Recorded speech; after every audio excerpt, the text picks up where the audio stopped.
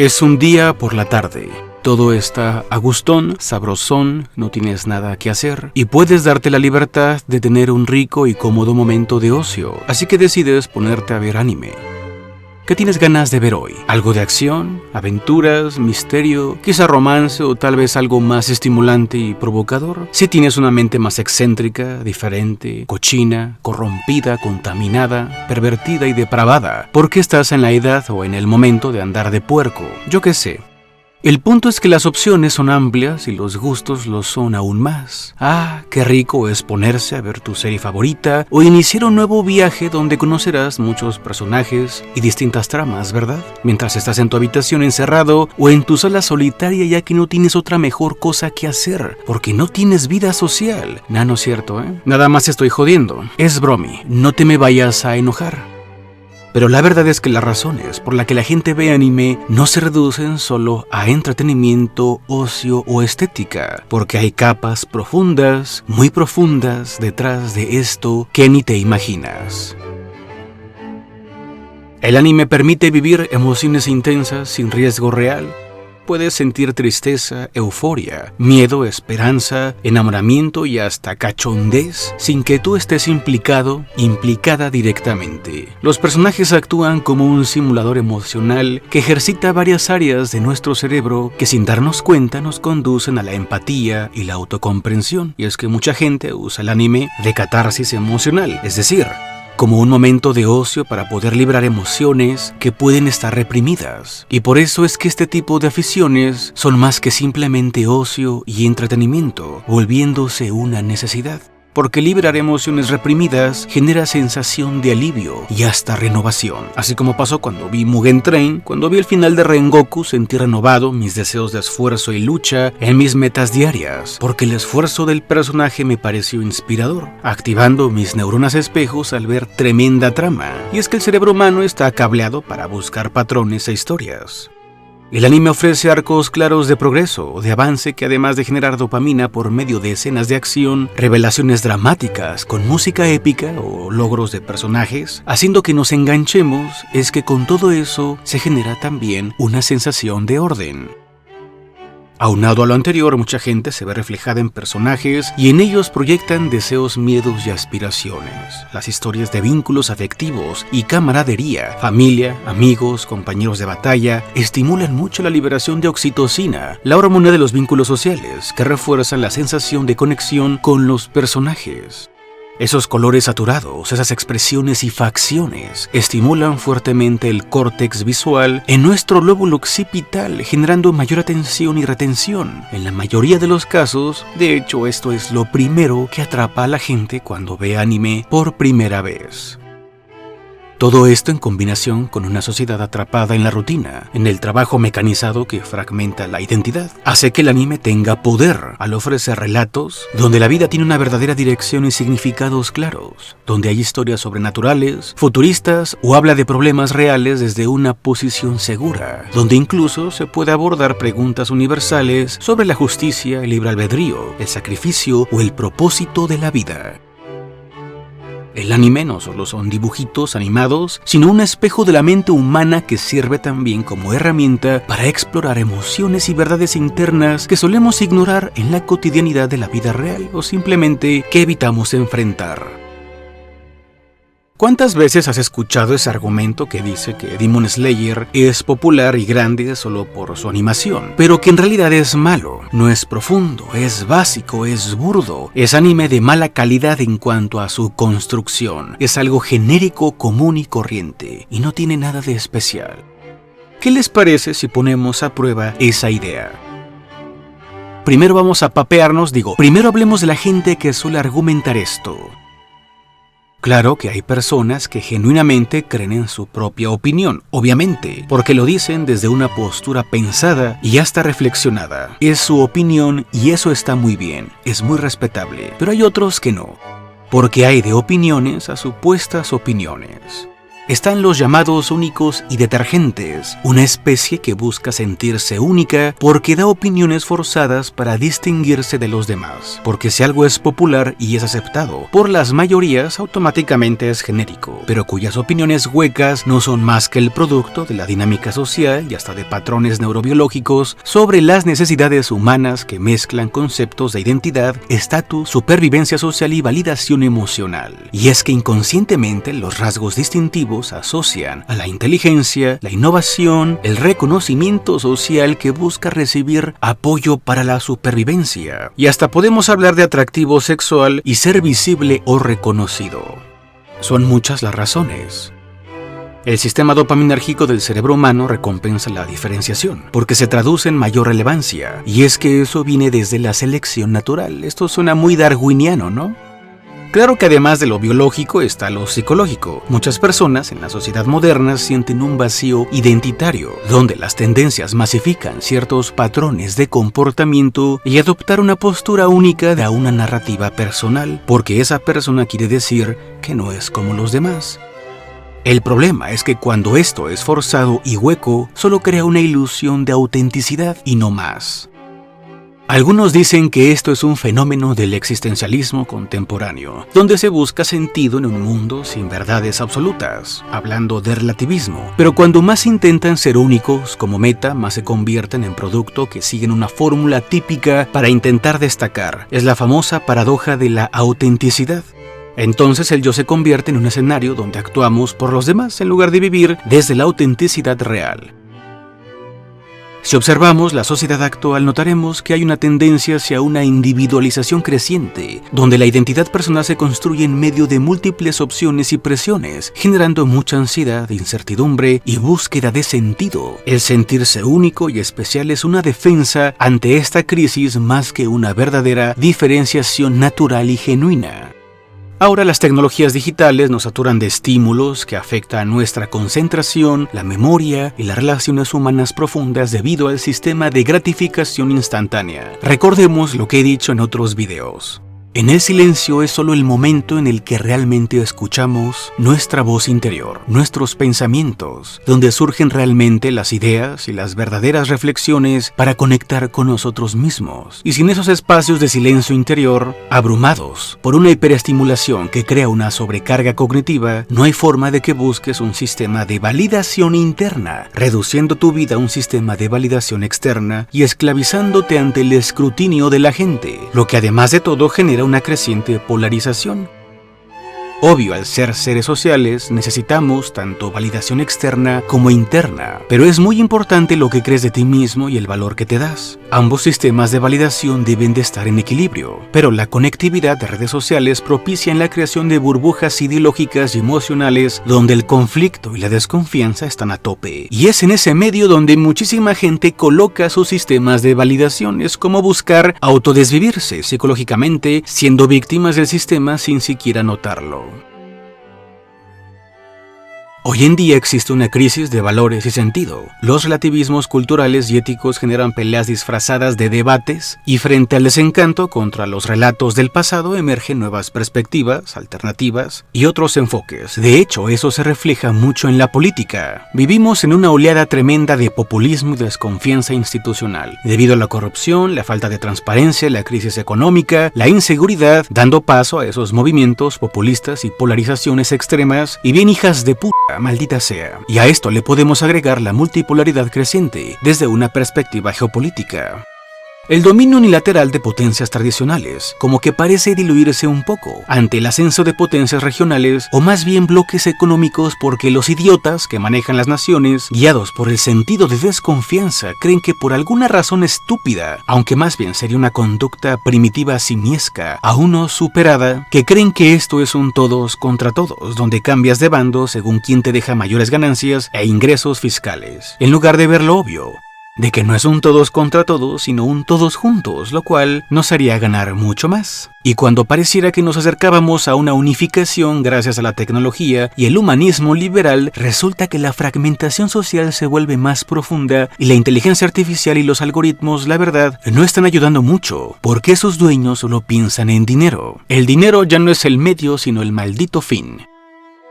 Además se busca mayor conciencia global a diferencia de épocas anteriores, pero desde ideologías que solo buscan ajustar los hechos a las mentes y no las mentes a los hechos. Joder, a ver, estaba hablando de anime y Demon Slayer y ya me desvié. ¿Cómo mierda terminé hablando de política? Bueno, una cosa lleva a la otra, pero aquí le paro porque si no me sigo. Regreso al punto.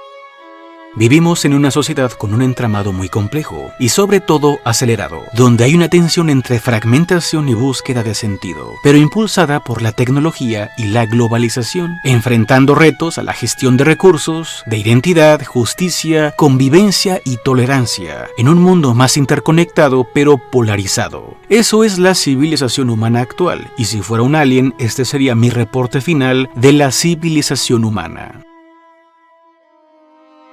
Menciono todo esto de la sociedad humana porque el anime y el manga funcionan como espejo psicológico de nuestra sociedad actual. Por supuesto, cada cosa que hacemos es reflejo de lo que somos sin que podamos evitarlo. Eso habla más de nosotros que nuestras propias afirmaciones individuales. Los actos están llenos de mucha verdad. El fandom del manga anime interconectado crea redes sociales transnacionales que facilitan la creación de identidades híbridas y diálogos interculturales. Suena cool, ¿no? Suena muy mamador, pero lo que quiero decir es que las comunidades y fandoms no se quedan con lo que solo pueden aspirar a ser desde su localidad, sino que absorben ideas completamente distintas a las de su entorno y hacen un intercambio cultural. Además de todo, los fans no solo consumen, sino que producen fanarts, fanfictions, memes, videos, análisis, opiniones, toxicidad, se agarran a piñazos virtuales porque pues no todo es bueno, claro, somos humanos, un montón de simios, matizando esto desde la perspectiva biológica y la taxonomía, porque pertenecemos al orden de los primates, lo aclaro por si me sale uno o una Mary Jane por ahí. Como decía, no somos más que simios que fingen o tratan de ser civilizados, algunos le echan más ganas que otros.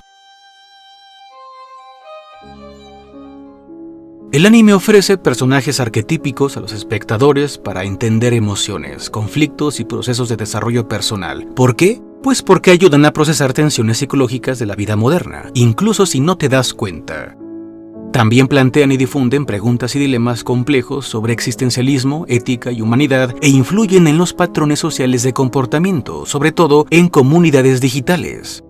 Naruto es una lección de soledad, perseverancia, aceptación y autosuperación. Evangelion te habla de depresión, miedo al rechazo y búsqueda de propósito. Shinji es el espejo para quienes luchan con inseguridades profundas y traumas emocionales. Fruits Basket te habla de traumas familiares, aceptación y amor propio. No se diga de Demon Slayer, que habla de la unión familiar, la hermandad y el valor de luchar por otros, porque solo podemos sortear el sinsentido mismo de la vida, solo a través de la compañía y el amor con otros. My Hero Academia habla de la autoestima, valor y responsabilidad social, o Rurouni Kenshin te habla de honor, justicia, integridad, resiliencia, temple y estoicismo, al igual que Vinland Saga. Y Sakura Card Captors te habla de... te habla de cartas mágicas. No es cierto. También te habla de cosas chidas como la resiliencia, responsabilidad y hasta de apertura a la diversidad emocional en cuanto a relaciones de amor, siendo muy innovador en este aspecto por la época en la que llegó a Occidente. El anime y el manga funcionan como guías emocionales y morales simbólicos para muchas personas, especialmente jóvenes, porque en la mayoría de los contextos la educación emocional formal es limitada, por no decir total y absolutamente jodida. Muchas emociones complejas son difíciles de digerir y el anime, mucho menos limitado que producciones occidentales, ayudan mucho a poder digerir y procesar esas emociones y situaciones reflejadas en el mundo real. Y debido a mucho de la fragmentación social, la polarización y la búsqueda de identidades, que el anime se vuelve, según el caso, en una necesidad para muchos más que en un simple entretenimiento. Y con todo lo anterior, si el manga anime es reflejo de nuestra sociedad, entendemos que reducirlo a algo genérico sin importar la obra muchas veces peca de una perspectiva muy simplista. El manga anime es una respuesta de tantas a la complejidad del mundo acelerado en el que vivimos, y la variedad de géneros y estilos del anime permite a todo tipo de público encontrar reflejos de su propia experiencia y necesidad interna, donde se puede explorar lo real con lo imaginado y lo concreto con lo abstracto, y esto hace que las comunidades de fans puedan crear tejido social, a veces más venenoso que la sangre de Muzan, pero donde las identidades fragmentadas encuentran cohesión. Pero mucho de la oferta del manga anime puede ser vista como respuesta respuesta de las demandas de una era contemporánea. Algo muy importante a considerar es que esto es mucho más profundo de lo que parece porque toca la raíz misma de la creatividad humana, porque mientras la experiencia humana es incierta y caótica, la ficción sirve para crear narrativas coherentes. El ser humano escribe historias por la necesidad de dar sentido y orden a la experiencia. La ficción nos permite modelar el mundo, anticipar escenarios, entender motivaciones y consecuencias. Incluso desde niños, cuando jugamos, en nuestra imaginación nos aventamos tremendos lores porque el juego es esencial para el desarrollo cognitivo y la narrativa es la forma adulta de expresarlo. El lenguaje narrativo y la imaginación permitieron a nuestros antepasados compartir ideas, valores, normas y demás conocimientos. Así el anime y el manga está conectado con la propia evolución humana. Contar historias es una forma de transmitir cultura y experiencias, lo cual genera aprendizaje social, cosa muy común en este canal. En otras palabras, el manga y el anime son el reflejo de la necesidad humana de crear narrativa, expresar cultura y dar sentido al mundo. En Demon Slayer, vemos cómo Tanjiro pierde a su familia y debe cuidar a su hermana transformada en demonio y buscar una cura. Es la representación del trauma emocional, la pérdida y la lucha por la supervivencia, tanto emocional como física. Kamado nos muestra la resiliencia frente al dolor y la adversidad. Esto, claro, va a tocar fibras sensibles en personas que enfrentan dificultades reales y aborda la importancia de la hermandad y la unión ante lo que parecen obstáculos insuperables. Kimetsu surge en un mundo acelerado, fragmentado y lleno de ansiedad y búsqueda de sentido, donde la juventud se enfrenta a un montón de incertidumbres, desde lo personal, lo económico, hasta lo social. Obviamente, ver las emociones que muestra la obra y ver cómo los obstáculos son superados uno a uno hace revivir y repasar las sensaciones relacionadas a las problemáticas reales, produciendo una percepción de alivio, liberación y hasta de felicidad. Cuando una obra muestra problemas que recibe constantes avances y desarrollo, una verdadera continuidad, la gente sin darse cuenta se siente relajada al liberar tensiones que ya traen de una vida dura y caótica, y luego sienten que Demon Slayer es algo más que solo anime genérico de katanas. Pero no saben expresar o decir exactamente a qué se refieren con lo que sienten. Perciben profundidad, pero no saben explicarla. Demon Slayer invita a reflexionar sobre la naturaleza del sufrimiento y la redención en casi cada batalla y plantea preguntas sobre la dualidad de la naturaleza humana, el equilibrio entre fuerza y compasión, Tanjiro reconociendo la humanidad de algunos demonios versus el deseo de Sanemi o Iguro de aniquilar solo por el placer de vengarse. Esto nos conduce a explorar el bien y el mal no en términos absolutos, porque algunos demonios poseen historias trágicas, como es el caso de Akasa, diciéndonos la obra directamente que el mal no es un absoluto, sino contextual y complejo, y es increíble que una historia ambientada en un Japón de la era Taisho, un periodo de transición entre tradición y modernidad, refleja también la tensión vivida aún en sociedades actuales, porque los problemas presentados son atemporales, como la lucha de los valores ancestrales versus los paradigmas que se relacionan a lo que hablé anteriormente sobre el relativismo.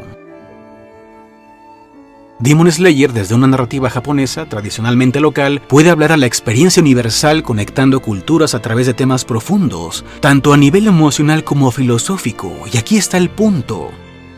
Muchos creen que la complejidad de la obra debe radicar solo cuando tocan un tema profundo de manera directa, de manera textual y verbal, y no en el propio entramado de la historia. Dicho de otra manera, muchos creen que la complejidad está en los diálogos de los personajes diciendo cosas muy enredadas o los giros inesperados, ignorando las acciones mismas y el verdadero significado de la trama. Reducen a Demon Slayer a una historia de espadazos sin ver las cuestiones filosóficas, psicológicas y brutalmente emocionales que están implícitas en cada acción, y eso es lo que muchos tratan de decir y explicar cuando expresan que Demon Slayer es más que animación, solo que no saben exactamente a qué se refieren, porque lo sienten y viven, mas no lo procesan del todo a un nivel racional. Kimetsu no Yaiba ha revitalizado el interés del manga y el anime en Occidente y otras regiones del mundo. Ha generado comunidades globales de fans que crean espacios de pertenencia y socialización que ayudan a sobrellevar la fragmentación social. Posee mensajes de esperanza y superación, funcionando como modelo positivo en un mundo en crisis. La historia de Kimetsu nos habla de fragmentación y polarización interna de la mente humana, el humano versus demonios, la búsqueda de razón entre ambas. Tanjiro nos habla en todo momento de la fortaleza emocional y psicológica frente a la incertidumbre, y hasta sirve como sugerencia sobre cómo afrontarlo. Encontramos también un equilibrio entre tradición y modernidad que se ve reflejada muy bien en las tensiones de la sociedad globalizada, la lucha entre lo nuevo y lo antiguo, y se fomenta la empatía, la reflexión ética y la solidaridad. Demon Slayer, sin que muchos aún lo noten, ocupa un lugar central del entramado cultural de la sociedad actual, una expresión narrativa que responde a varias necesidades profundas de las personas y por eso es mucho, pero mucho más que solo animación.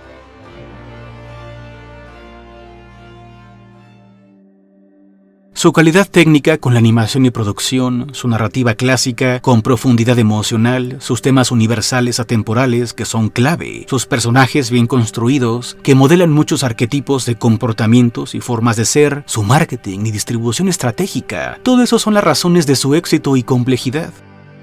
Decir que Demon Slayer es genérico es solo una limitada observación en términos de estructura narrativa, viéndolo como el clásico protagonista huérfano, el viaje del héroe, los valores y la amistad, y bajo este criterio es que Kimetsu no Yaiba sí sigue un molde que nos suena familiar, una receta, una fórmula conocida y repetida, común, genérica, pero reducirlo a esto no es más que un sesgo de selección de información porque ignora por completo lo que lo hace destacar, donde justamente es donde deja de ser genérico y donde se logra diferenciar de otras obras. En resumen, su ADN narrativo sigue un molde clásico del shonen, pero en su presentación emocional y psicológica, su ritmo, estética, su intensidad con la que se cuenta la historia y calidad de producción lo saca del terreno de lo genérico. Demon Slayer no inventó el shonen, pero lo alimenta y nutre con una gran calidad. Lo lleva a nuevos lugares, a nuevas cumbres, mostrando nuevas formas de construirlo. Y si no te quedó claro con todo lo anterior, por qué Demon Slayer es más que solo animación, pues entonces come caca. Con esto terminamos, gracias por llegar hasta aquí, gracias a mis queridos miembros Patreon por su gran apoyo, también a los poderosos miembros del canal, especialmente a los Capuchino. Suscríbete, regálame tu like y deja tu comentario. Nos vemos pronto.